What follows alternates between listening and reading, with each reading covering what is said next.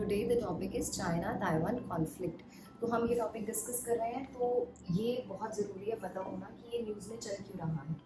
Y is it in news? Because China is kicking off its biggest ever military exercise in the sea around Taiwan following US politician Nancy Pelosi visit। क्योंकि इन्होंने visit करा है Taiwan में, तो इस वजह से China को बहुत ज़्यादा दिक्कत हुई है, जिस वजह से ये कॉन्फ्लिक्ट न्यूज़ में चल रही है। तो let's talk more about this conflict.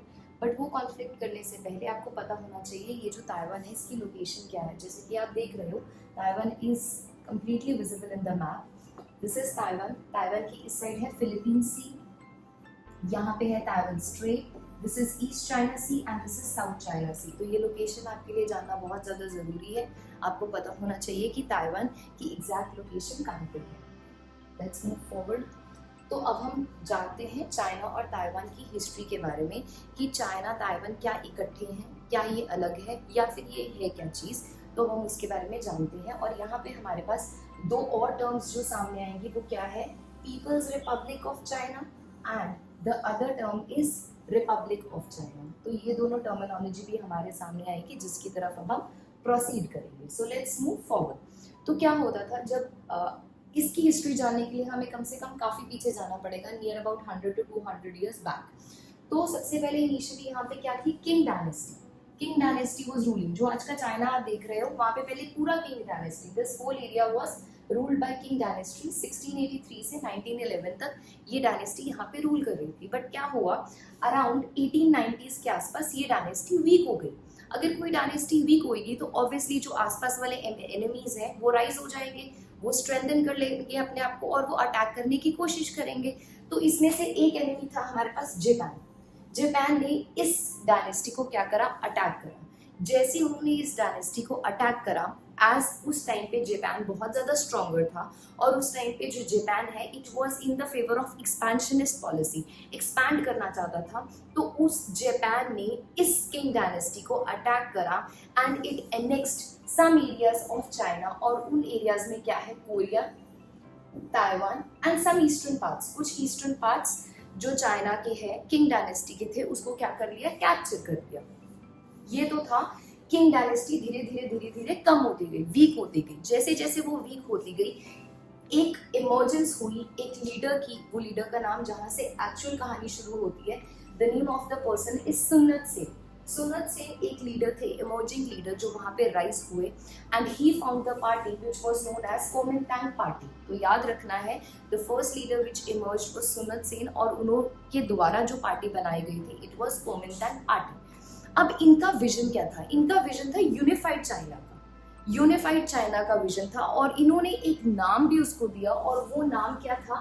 Republic of China. Republic of China. Republic word को अंडरलाइन कर लो। रिपब्लिक मतलब क्या है? रिपब्लिक मतलब अब हेरिडिटरी रूल नहीं, अब डायनेस्टी रूल खत्म, अब रिपब्लिक होगा, डेमोक्रेटिक रूल होगा, हेरिडिटरी रूल बिल्कुल खत्म हो जाएगा। ये इनका विजन था यूनिफाइड चाइना का। तो बिल्कुल यही चीज लिखी है, तो पढ़ते हैं। The Republic of China was declared on December 29, 1911 and it founded its feet in the 1920s under the leadership of Sun Yat-sen, founder of Kuomintang party, had vision of unified China। Unified China का इनका vision था। याद क्या रखना है? Republic of China इन्होंने नाम दिया था, आगे भी काम आएगा, तो इसको दिमाग में रखना है। बट हुआ क्या? He died in 1925। he died in 1925। so when he died, क्या हुआ कि यूनिफाइड चाइना का जो इनका विजन था वो तो वही रहा, बट उसके तरीके अलग अलग हो गए। मतलब दो अलग पार्टीज इमर्ज हो गई। एक हो गई नेशनलिस्ट पार्टी, दूसरी होगी कम्युनिस्ट पार्टी। दोनों की दोनों पार्टीज यूनिफाइड चाइना ही चाहती थी, बट अपने अपने तरीके से, अलग अलग तरीके से। एक कम्युनिस्ट वे से चाहती थी, दूसरा नेशनलिस्ट वे से चाहती थी। तो अब हम जानते हैं कैसे। सो दो पार्टी लीडर्स, एक है चंगे शेख और दूसरा जो इंसान था इट वाज माओ जेडोंग। अब ये जो दोनों लीडर्स हैं, इनका दोनों का विजन था यूनिफाइड चाइना का ही, बस तरीके अलग अलग थे। जो पहले वाले इंसान हैं उनकी क्या आइडियोलॉजी थी? Liberal ideology, nationalist ideology. जो सेकेंड वाले थे उनकी आइडियोलॉजी क्या थी? Communist ideology. he was in the favor of communist ideology. Liberal ideology मतलब वही सेम चीज, डेमोक्रेटिक रूल, लोगों के हाथ में राइट्स दे दो ताकि उनकी राइट्स को कोई एक्सप्लॉइट ना करे, अलग से कोई रूल ना करे, कोई रूलर ना हो, वो रूलर लोगों की राइट्स को एक्सप्लॉइट ना करे, इसलिए लोगों के हाथ में ही राइट्स दे दो, जैसे कि वेस्टर्न डेमोक्रेसीज में होता है। बट जो माओजेडोंग थे, जो कम्युनिस्ट लीडर थे, वो इस चीज से एग्री नहीं करते थे। वो कहते थे वेस्टर्न डेमोक्रेसीज में जरूरी नहीं है कि अगर लोगों के हाथ में ही राइट्स दी है तो सब कुछ इक्वल हो रहा है, इनइक्वालिटीज तो फिर भी प्रिवेल कर रही हैं, जो कुछ लोग हैं वो अमीर हो रहे हैं और कुछ लोग गरीब से गरीब हो रहे हैं, तो इक्वालिटी कहाँ है, इनइक्वालिटी तो फिर भी प्रिवेल कर रही है। तो इससे अच्छा स्टेट स्पॉन्सर्ड गवर्नमेंट हो जानी चाहिए, जिसमें स्टेट के हाथ में ही पावर होनी चाहिए और वो अपने हिसाब से लोगों के बीच में जिस तरीके से चीजें बांटनी है उस तरीके से बांट सकते हैं। तो दोनों की अपनी अलग अलग आइडियोलॉजी, बट दोनों का एक ही मोटिव था, यूनिफाइड चाइना का। Right, I hope you got it till this point. अब आगे क्या होता है, communist hold in north west China. जो कम्युनिस्ट है उनका क्या होल्ड था, नॉर्थ वेस्ट चाइना में, और जो नेशनलिस्ट थे उनका होल्ड था सदर्न वेस्टर्न चाइना में। जो कम्युनिस्ट थे उनका होल्ड था नॉर्थ वेस्ट चाइना में, जो हमारे पास नेशनलिस्ट थे उनका होल्ड था सदर्न वेस्टर्न चाइना में। अब इस दौरान क्या हो रहा है, जापान के साथ कॉन्टिन्यूसली फाइट चल रही है, लड़ाई चल रही है, लड़ाई बंद नहीं हुई। और जो जापान है उसके साथ जो लड़ने वाले ज्यादा लोग हैं वो कम्युनिस्ट वाले ही हैं, कम्युनिस्ट वाले ही जापान के साथ ज्यादा लड़ रहे हैं, नेशनलिस्ट वाले नहीं लड़ रहे। नेशनलिस्ट वाले क्या कर रहे हैं, नेशनलिस्ट वाले अपनी स्ट्रेंथ को बचा के रख रहे हैं, क्योंकि कल को उनकी लड़ाई कम्युनिस्ट वालों के साथ ही होनी है, क्योंकि दोनों में से कोई एक ही उस जगह को रूल करेगा। सो that is why they preserving their strength, क्योंकि कल को उन्होंने कम्युनिस्ट के साथ ही लड़ना है। सो दैट इज वाई वो आराम से बैठे हैं, कम्युनिस्ट वाले ही ज्यादा फाइट कर रहे हैं। एंड मोर ओवर आपको एक चीज और याद रखनी है, जो नेशनलिस्ट है, नेशनलिस्ट लिबरल लीडर्स हैं या फिर वो पार्टी है, उनको सपोर्ट है जो वर्ल्ड में लिबरल पार्टीज हैं, जैसे कि यूएस, जैसे कि यूरोपियन नेशंस में जो भी लिबरल आइडियोलॉजी पे काम करते हैं, they are supporting the nationalist party, whereas world में जो कम्युनिस्ट पार्टी है जैसे कि रशिया हो गई, उनकी सपोर्ट थी कम्युनिस्ट वाली साइड पे। अब आगे होता क्या है, जो कम्युनिस्ट वाले हैं वो जापान के साथ फाइट कर रहे हैं, नेशनलिस्ट वाले आराम से बैठे हैं, वेट कर रहे हैं हम किस टाइम पे अटैक कर सके। अब दोनों में अटैक शुरू हो गया, इंटरनल स्ट्रगल या फिर हम बोल सकते हैं इंटरनल वॉर शुरू हो गई, नेशनलिस्ट और कम्युनिस्ट ने लड़ना शुरू कर दिया। इंटरनल स्ट्रगल शुरू होने के कारण अंदर सिविल वॉर शुरू हो गई, आपस में ही लड़ने लग गए दोनों। और आपस में लड़ते लड़ते क्या हुआ कि जो सुन सक्सेसर थे, दैट इज चंगे शेख, जो मैंने आपको स्टार्टिंग में बताया था लिबरल लीडर, उन्होंने कम्युनिस्ट के एक एक बंदे को उठा के मारा। दे डिड मैसिव किलिंग, जिससे कम्युनिस्ट वालों को बहुत ज्यादा इफेक्ट हुआ और जिसको हिस्ट्री में एक नाम दिया जाता है which is known as Shanghai massacre. तो आपको याद रखना है कि Shanghai massacre is when happened, जब जो कम्युनिस्ट वाले थे they were attacked continuously by the nationalist. क्यों? क्योंकि कोई एक जना ही रूल करेगा, किसी की एक की ही आइडियोलॉजी उस जगह पे प्रिवेल करेगी। तो नेशनलिस्ट ने सही मौका ढूंढा और अटैक कर दिया, जिसको हम शंघाई मैसेकर बोलते हैं। शंघाई की लोकेशन भी आपके लिए जानना बहुत ज्यादा जरूरी है, तो this you also have to remember कि शंघाई कहाँ पे लोकेटेड है। तो अब शंघाई मैसेकर हुआ जहाँ पे जो कम्युनिस्ट है वो कॉन्टिन्यूसली अटैक करा जा रहे थे bye the nationalist party leaders and the nationalist party people. अब आगे नेक्स्ट चीज क्या होती है, अब जब किसी घर के अंदर ही आपस में लड़ाई चल रही है तो बाहर वाले पहले तो खड़े होके देखेंगे, जब उनको सही मौका लगेगा वो आपको कैप्चर करने की भी कोशिश करेंगे, वो आपको अटैक करने की कोशिश भी करेंगे। तो सेम यहाँ पे यही चीज हुई कम्युनिस्ट और नेशनल पार्टी के बीच में, कि जब वो आपस में लड़ रही थी तो जापान ने मौके का फायदा उठाया और जापान ने अटैक कर दिया। और जब जापान ने अटैक करा तो अटैक में उसने क्या कैप्चर करा, उसने एक और जगह को कैप्चर कर लिया विच इज मंचूरिया। मंचूरिया एक और जगह थी जो कैप्चर कर ली गई। अब जापान के पास मंचूरिया भी है, कोरिया भी है एंड ताइवान भी है। तो जापान ने अब ये वाली जो चीजें हैं इनको क्या कर लिया, कैप्चर कर लिया। अब क्या होता है, हमारे पास दो पार्टीज हैं, एक हमारे पास है नेशनलिस्ट पार्टी और दूसरी पार्टी है हमारे पास कम्युनिस्ट पार्टी। अब नेशनलिस्ट पार्टी के जो लीडर हैं वो क्या करते हैं, जो दुनिया में बाकी लिबरल लीडर्स हैं जैसे कि यूएसए हो गया या फिर जो ब्रिटिश डेमोक्रेसीज है, वो वाले लीडर को ये नेशनलिस्ट पार्टी के जो लीडर है चंगे शेख, वो जाके मिलते हैं, वो वहां पे मीटिंग्स करते हैं, बट वो कम्युनिस्ट को साइडलाइन कर देते हैं, वो उनसे पूछते नहीं है। कम्युनिस्ट क्या करते हैं, ये बैठे हुए हैं, अभी they are sitting, they are relaxing, they are making them strong, ताकि उनको भी तो कल को फाइट करनी है, तो वो अपने आप को स्ट्रॉन्ग बनाते हैं और ये अभी सबसे जाके मिल रहे हैं। इनको पता है कि वो मिल रहे हैं सबको जाके, बट अभी ये कुछ नहीं कर रहे। आगे क्या होता है, क्यों मिल रहे हैं, क्या ऐसी जरूरत पड़ गई कि इनको मिलना पड़ गया। अब उस टाइम पे वर्ल्ड वॉर 2 चल रही है, जब वर्ल्ड वॉर 2 चल रही है तो क्या होता है, जापान के ऊपर nuclear attack, Hiroshima Nagasaki attack होता है। अब वो हिरोशिमा नागासाकी अटैक जब होता है तो जापान वीक हो जाता है। जो स्ट्रॉन्ग जापान था, जो इतना कुछ कैप्चर कर रहा था, एक्सपेंशनिस्ट पॉलिसी के साथ चल रहा था, वो वीक हो जाता है। जैसे ही वो वीक होता है, उसका फायदा कम्युनिस्ट भी उठाना चाहते हैं और उसका फायदा नेशनलिस्ट भी उठाना चाहते हैं। तो अब देखते हैं क्या लिखा है यहाँ पे, the communist party which was sidelined bye the nationalist party was again strengthening itself. यही बताया मैंने अभी। In 1945, the nuclear attack of Hiroshima Nagasaki led to defeat of Japan. यही बताया है। Nationalist party leader approached liberal world country leaders, that is USA. जब अभी पिछली स्लाइड में जो पॉइंट बताया कि जो हमारे नेशनलिस्ट पार्टी लीडर हैं वो अदर लिबरल जो पार्टी लीडर्स हैं उनको मिल रहे हैं, और जो कम्युनिस्ट वाले हैं वो बैठ के अपने आप को स्ट्रेंथ कर रहे हैं। जो कम्युनिस्ट वाले हैं बाद में वो रशियन पार्टी लीडर स्टैलिन से जाके मिल रहे हैं, वो लिबरल लीडर से मिल रहे हैं, और जो कम्युनिस्ट वाले हैं वो कम्युनिस्ट लीडर से मिल रहे हैं around the world.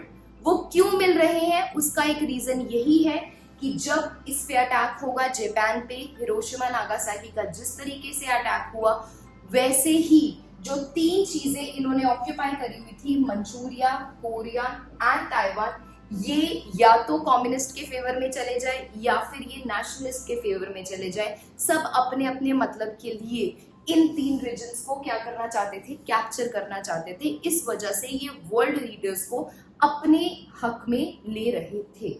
Next what happened, now the communist leaders started killing the national leaders. अब अटैक हो गया जापान में, जापान ने अपने फीट्स बाहर ले लिए। अभी तक जो 3 रीजन्स है उनका कुछ नहीं हुआ, वो वैसे के वैसे ही हैं, बट जो कम्युनिस्ट लीडर थे उस एरिया में उन्होंने नेशनलिस्ट को मारना शुरू कर दिया। They started killing nationalist. अब क्या हुआ, जब उन्होंने नेशनलिस्ट को मारना शुरू कर दिया तो जो नेशनलिस्ट है वो धीरे धीरे ईस्टर्न साइड पे जाने लग गए, नीचे नीचे नीचे नीचे नीचे शिफ्ट होने लग गए। जैसे वो नीचे शिफ्ट हुए तो ये पूरा का पूरा region, this was occupied by the communist, और ये वाला जो एरिया था ये नेशनलिस्ट का हो गया था। बट इनकी इतनी ज्यादा डोमिनेंस हो गई थी कि जो यहाँ से ये स्किप होते होते निकलते निकलते इस रीजन में चले गए, ताइवान। तो मतलब अब क्या हो गया कि ये जो पूरा का पूरा रीजन है this is occupied by communist, but ये जो ताइवान वाला रीजन है सिर्फ इसी में ही नेशनलिस्ट वाले लोग रह गए हैं। So that is what it is written. Later, in 1949, mainland China officially declared itself as the communist. तो यही चीज अभी बताई है कि जो mainland China है, it was declared as the communist party का region. अब आगे दिक्कत क्या है, जो ताइवान वाले हैं वो बोल रहे हैं कि जो मेनलैंड चाइना है वो हम हैं, जो मेन चाइना है वो हम हैं। जो कम्युनिस्ट वाले हैं वो बोल रहे हैं कि मेन चाइना, मेनलैंड चाइना हम हैं। अब दिक्कत ये आती है कि भाई ओरिजिनल चाइना कौन सा है, ताइवान वाला है कि जो कम्युनिस्ट वालों ने पूरा ऑक्यूपाई करा है वो वाला है। तो उसका जो आंसर है वो दैट इज कि जो ताइवान वाला रीजन था उसको मेनलैंड चाइना का रिकग्नाइजेशन या टैग दिया गया था। उसका एक रीजन ये है कि जो नेशनलिस्ट वाला रीजन था उन्होंने अपना नाम दे दिया था रिपब्लिक ऑफ चाइना, और जो कम्युनिस्ट वाला रीजन था उन्होंने अपना नाम दे दिया था पीपल्स रिपब्लिक ऑफ चाइना।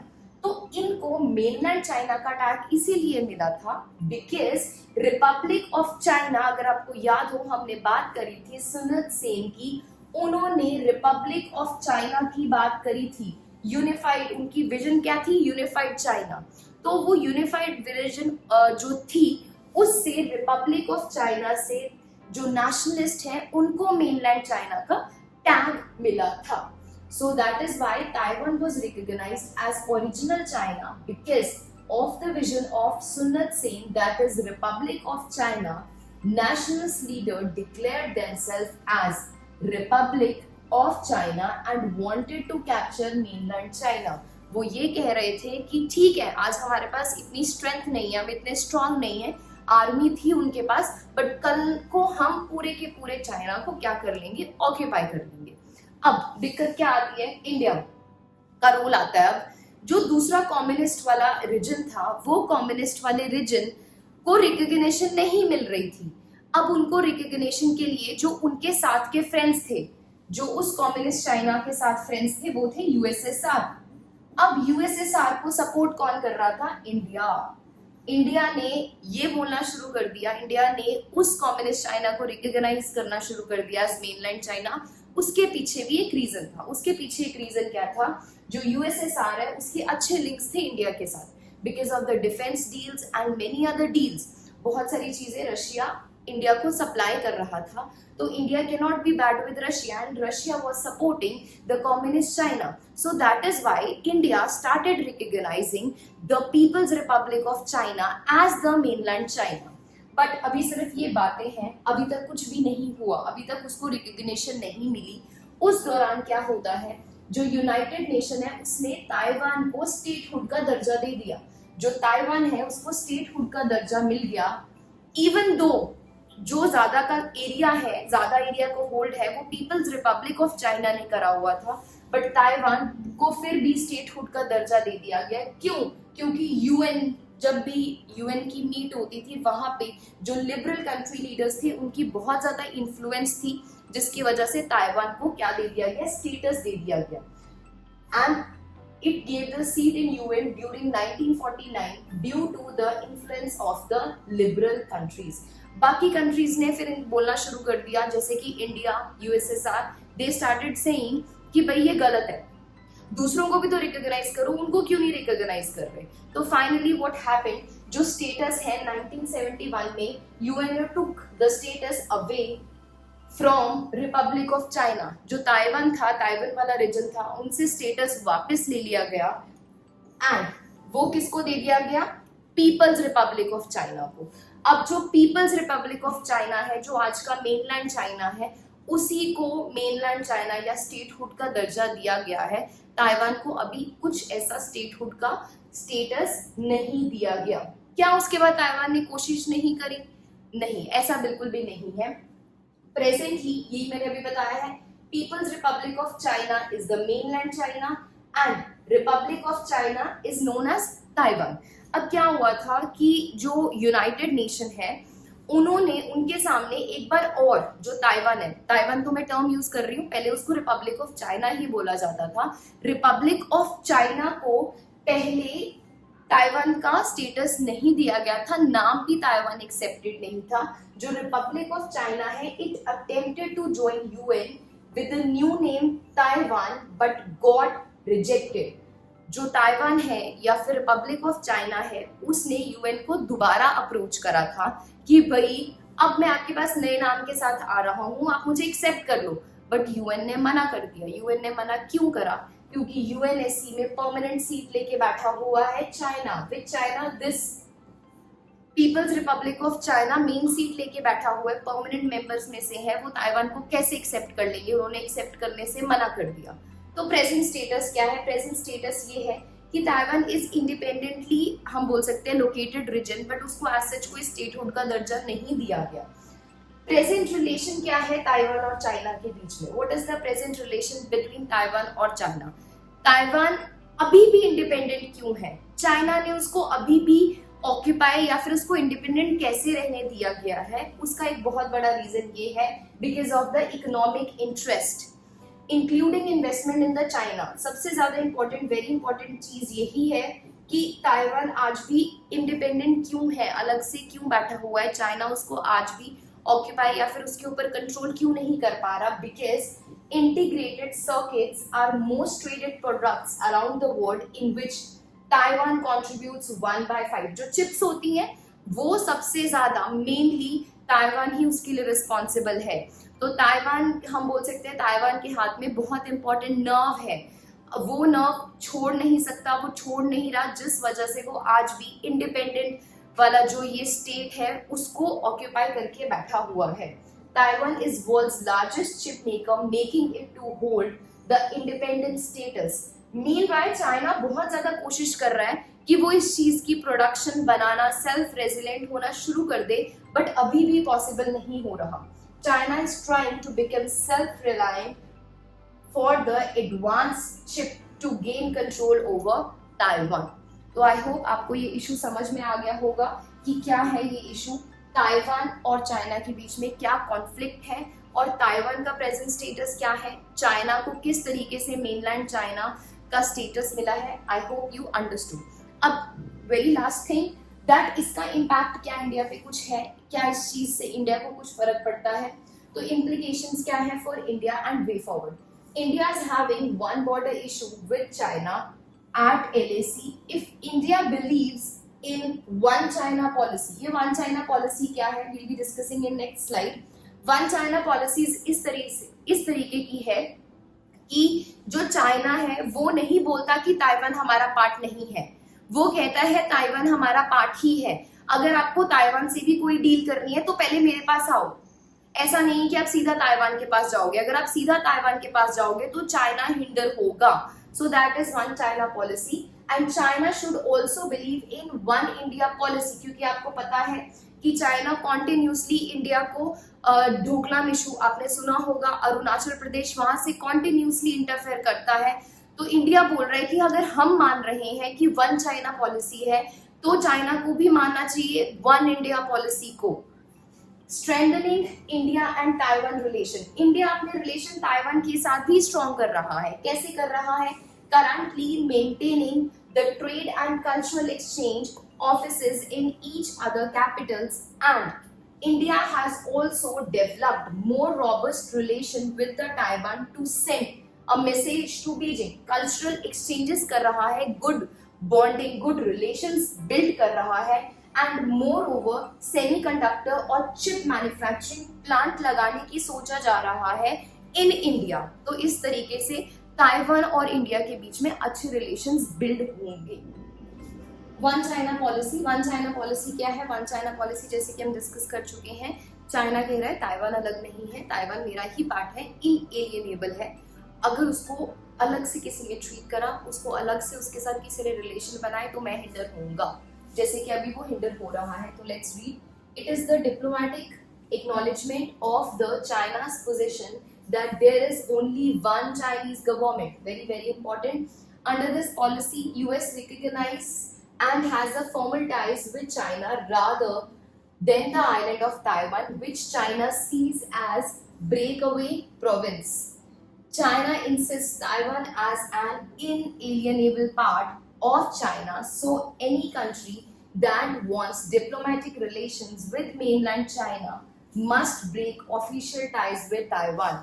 अभी recently after the Trump person, मतलब उन्होंने जब वो आए थे पावर में, उन्होंने दोबारा से रिलेशन बिल्ड शुरू करे हैं ताइवान के साथ। बट उससे पहले अगर किसी भी कंट्री को रिलेशन बनाना था ताइवान के साथ तो वो चाइना के साथ बिगड़ जाती थी। अब वो सेम चीज़ दोबारा होनी शुरू हुई है, जिसकी वजह से दोबारा प्रॉब्लम्स शुरू हो गई हैं। चाइना ने बहुत ज़्यादा हिंड्रेंस दिखाई है टूवर्ड्स द कंट्रीज और टूवर्ड्स द पीपल जो ताइवान के साथ गुड रिलेशंस बना रही हैं। इसके बाद 2 क्वेश्चंस हैं। आई वुड लाइक कि आप इन क्वेश्चंस का आंसर करो और बहुत इजी क्वेश्चंस हैं, you can answer in the comment box. So the first question is, the island of Taiwan is located off the coast of China.